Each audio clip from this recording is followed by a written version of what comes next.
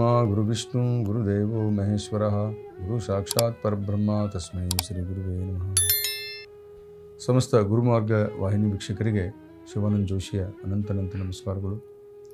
ವೀಕ್ಷಕರೇ, ಇವತ್ತಿನ ದಿನ 2026 ಏಪ್ರಿಲ್ ತಿಂಗಳ ಭವಿಷ್ಯವನ್ನು ನಿಮ್ಮ ಹತ್ರ ತೆಗೆದುಕೊಂಡು ಬಂದಿದ್ದೀನಿ. ಈ ಏಪ್ರಿಲ್ ತಿಂಗಳು ಹೇಗಿರುತ್ತೆ, ಯಾಕಂದರೆ ಯುಗಾದಿ ಈಗಾಗಲೇ ಕಳೆದೋಯಿತು, ವರ್ಷ ಪ್ರಾರಂಭ ಆಗಿದೆ, ಇನ್ನು ಏನು ಪರಿವರ್ತನೆ ಕಾಣ್ತಾ ಇಲ್ಲಪ್ಪ ಅಂತಕ್ಕಂಥದ್ದನ್ನು ಯೋಚನೆ ಮಾಡ್ತಕ್ಕಂಥವರಿಗೆ ಕರ್ಕಾಟಕ ರಾಶಿಯವರ ಭವಿಷ್ಯ ಈ ಮಾಸದಲ್ಲಿ ಹೇಗಿರುತ್ತೆ ಅನ್ನುವಂಥದ್ರ ಬಗ್ಗೆ ತಿಳಿಸುವಂಥ ಪ್ರಯತ್ನ ಮಾಡ್ತೀನಿ.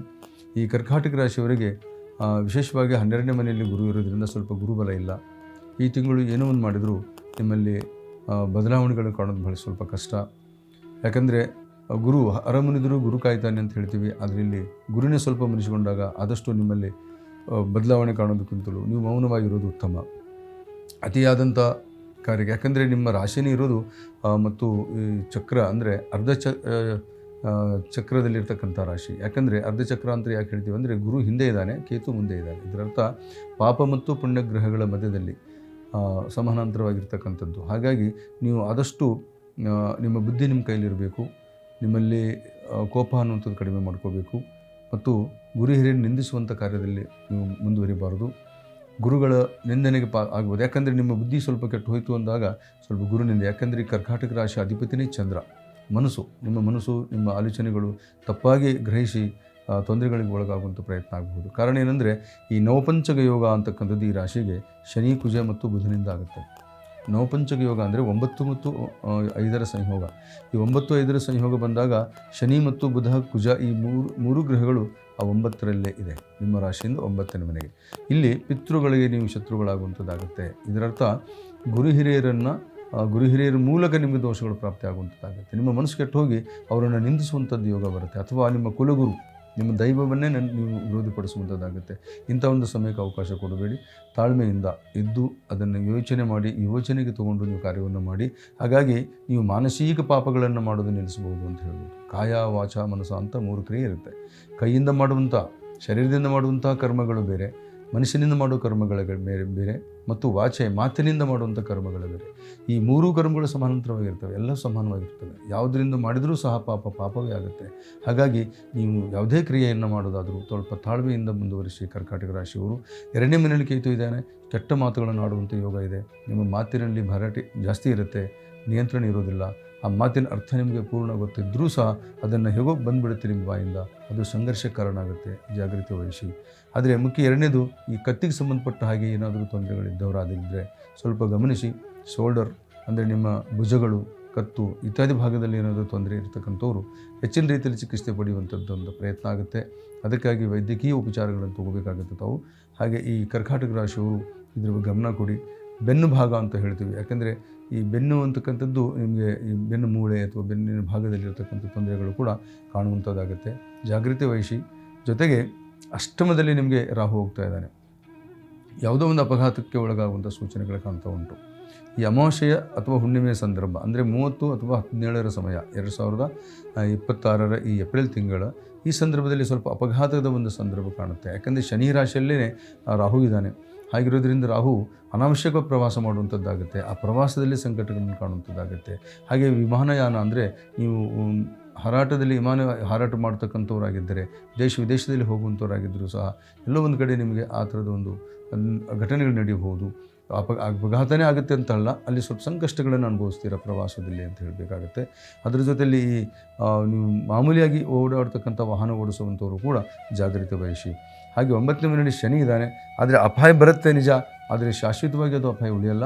ಖಂಡಿತವಾಗಿ ಅದರಿಂದ ಪರಿವರ್ತನೆಯೂ ಆಗುತ್ತೆ. ಸ್ವಲ್ಪ ನೀವು ನಿಮ್ಮ ಜಾಣ್ಮೆಯಿಂದ ಹೋಗಿ, ಯಾಕೆಂದರೆ ಅಪಾಯ ಬರೋದಕ್ಕೂ ಮುಂಚೆನೇ ತಾವು ಸರಿಪಡಿಸ್ಕೊಂಡ್ರೆ ಉತ್ತಮ. ಬಂದ ಮೇಲೆ ನೋಡಿದ್ರಾಯಿತು ಅಂತ ಹೋದರೆ ಅದು ಉದ್ದಟತನ ಆಗುತ್ತೆ ವಿನಃ ಅದು ನಿಮಗೆ ಉತ್ತಮವಾದ ಫಲ ಕೊಡೋದಿಲ್ಲ ಅಂತ. ಹಾಗೆ 9ನೇಲ್ಲಿರ್ತಕ್ಕಂಥ ಶನಿ ಮತ್ತು ಬುಧ, ಕುಜ ಈ 17ನೇ ತಾರೀಕಿನವರೆಗೂ ನಿಮ್ಮಲ್ಲಿ ವಿಶೇಷ ಫಲವನ್ನು ಕೊಡ್ತಾರೆ ಅಂತ ಹೇಳ್ಬೋದು. ನವಮ ಭಾವ, ಯಾಕಂದರೆ ಈ ರಾಶಿಯಲ್ಲಿರ್ತಕ್ಕಂಥವ್ರಿಗೆ 9ನೇ ಭಾವಾಧಿಪತಿ ಗುರುವಾಗಿದ್ದು ಅದು ವ್ಯಯದಲ್ಲಿ ಹೋಗ್ತಾ ಇದ್ದಾನೆ. ಅಂದರೆ ಸಮಾನಾಂತರ ವ್ಯಯ. ನೀವು 50 ರೂಪಾಯಿ ಸಂಪಾದನೆ ಮಾಡ್ತಾ ಇದ್ದರೆ 50 ರೂಪಾಯಿ ಖರ್ಚಾಗುತ್ತೆ. ಉಳಿಯೋದಿಲ್ಲ ಈ ಸಮಯದಲ್ಲಿ, ನಿಮಗೆ ದುಡ್ಡು ಉಳಿಯೋದಿಲ್ಲ. ಅದು ಉಳಿಯೋದಿಲ್ಲ ಅಂತ ಹೇಳಿಬಿಟ್ಟು ಅತಿ ವೆಚ್ಚವಾಗಿ ಮಾಡೋದು ಅಥವಾ ನೀವು ಯಾವುದೋ ಒಂದು ದುರ್ಮಾರ್ಗಕ್ಕೆ ಹೋಗುವಂಥ ಪ್ರಯತ್ನ ಮಾಡಬೇಡಿ. ಇವತ್ತು ಕತ್ತಲಿದೆ ಅಂತ ನೀವು ಭಾವಿಸಿದರೆ ಖಂಡಿತ ಮುಂದೆ ಬೆಳಕಿದೆ ಅಂತ ನಿಮಗೆ ದೈವವನ್ನು ತೋರಿಸುತ್ತೆ. ಆದರೆ ನಿಮ್ಮ ತಾಳ್ಮೆ ನಿಮ್ಮ ಭವಿಷ್ಯವನ್ನು ನಿರೂಪಿಸುತ್ತೆ ಅಂತ ಹೇಳ್ಬೋದು. ಹಾಗೆ ಈ ಬುಧ ಅಂತಕ್ಕಂಥವನು ಬುದ್ಧಿವಂತಿಕೆಯನ್ನು ಕೊಡ್ತಕ್ಕಂಥವ್ರು. ನಿಮಗೆ ಈ ವರಿಷ್ಠ ಬಂಧುಗಳು ಅಂತ ಹೇಳಿದ್ವಿ ನೋಡಿ, ನಿಮ್ಮಕ್ಕಿಂತಲೂ ಹಿರಿಯ ಬಂಧುಗಳಿದ್ದರೆ ಆ ಬಂಧುಗಳು ಸಹ ನಿಮಗೆ ಹೆಲ್ಪ್ ಮಾಡುವಂಥ ಪ್ರಯತ್ನ ಮಾಡ್ತಾರೆ. ಕಾರಣ ಆ ಚತುರ್ಥ ಭಾವದಲ್ಲಿ ಶುಕ್ರ ಇದ್ದಾನೆ, ನಿಮ್ಮ ರಾಶಿಯ ಚತುರ್ಥ ಭಾವ ಅಂದರೆ ಕರ್ಮಭಾವದಲ್ಲಿ ಶುಕ್ರ ಸೂರ್ಯ.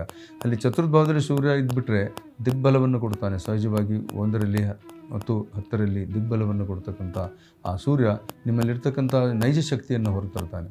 ಇವತ್ತು ಯಾವುದೋ ಒಂದು ಬಿಸ್ನೆಸ್ಸಲ್ಲಿ ನೀವು ಫೇಲ್ ಆಗಿಬಿಟ್ಟಿದ್ದೀರಾ, ಲಾಸ್ ಮಾಡ್ಕೊಂಡ್ಬಿಟ್ಟಿದ್ದೀರಾ, ಯಾರೋ ನಿಮಗೆ ಮೋಸ ಮಾಡಿಬಿಟ್ಟಿದ್ದಾರೆ ಅನ್ನೋದಾದರೆ ಖಂಡಿತ ಇನ್ನೊಂದು ನಿಮ್ಮಲ್ಲಿ ಒಂದು ಪರ್ಯಾಯ ಮಾರ್ಗ ಇರುತ್ತೆ. ಆ ಮಾರ್ಗವನ್ನು ಕಂಡುಕೊಳ್ಳುವ ಶಕ್ತಿ 17ರ ನಂತರ ಉಂಟಾಗುತ್ತೆ ನಿಮಗೆ. ಎಷ್ಟು 2000 ಇದು ಏಪ್ರಿಲ್ 17ರ ನಂತರ ನಿಮ್ಮಲ್ಲಿ ಆ ಮಾರ್ಗದ ಒಂದು ಪರಿವರ್ತನೆ ಕಾಣ್ತೀರಾ.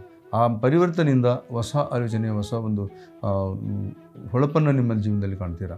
ಜೊತೆಗೆ ಹೊಸ ಸ್ನೇಹಿತರು ನಿಮಗೆ ಸಿಗ್ತಾರೆ ಅಂತ ಹೇಳ್ಬೋದು. ನಿಮ್ಮ ರಾಶಿಯಿಂದ 7ರಲ್ಲಿ ಸಪ್ತಮದಲ್ಲಿ ಶನಿ ಇದ್ದಾನೆ. ಆದರೆ ಆ ಸಪ್ತಮಕ್ಕಿರ್ತಕ್ಕಂಥ ಶನಿ ಇರ್ತಕ್ಕಂಥ ಸಪ್ತಮಾಧಿಪತಿ ಅಲ್ಲಿ 9ನೇ ಮನೆಗೆ ಹೋಗಿದ್ದರಿಂದ ಎಲ್ಲೋ ಒಂದು ಕಡೆ ನಿಮಗೆ ಸ್ಟಾರ್ಟಿಂಗ್ ಪ್ರಾಬ್ಲಮ್. 17ರಲ್ಲಿ 17ವರೆಗೂ ತೊಂದರೆ ಕೊಡ್ತಾನೆ.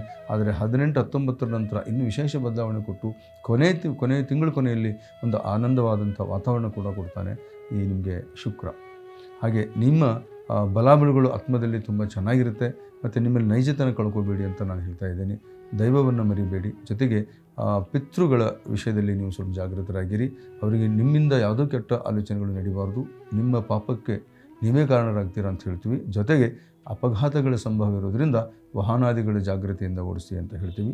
ಶಿಕ್ಷಣಾದಿ ಕ್ಷೇತ್ರದಲ್ಲಿ ಕೂಡ ಉತ್ತಮವಾಗಿರುತ್ತೆ. ಶಿಕ್ಷಣ ಕಲಿಯುವಂಥವ್ರು ಮತ್ತು ಕಲಿಸುವಂಥವ್ರು, ಗುರುಗಳು ಮತ್ತು ವಿದ್ಯಾರ್ಥಿಗಳು ಇಬ್ಬರಿಗೂ ಕೂಡ ಉತ್ತಮವಾದ ಬಲ.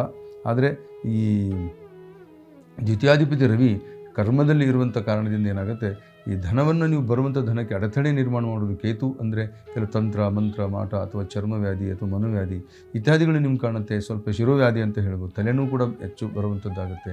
ನಿಮ್ಮಲ್ಲಿ ಪಿತ್ತಕೋಶ ತೊಂದರೆ ಆಗುತ್ತೆ, ನರಗಳಿಗೆ ಸಂಬಂಧಪಟ್ಟಂಥ ತೊಂದರೆಗಳಾಗುತ್ತೆ.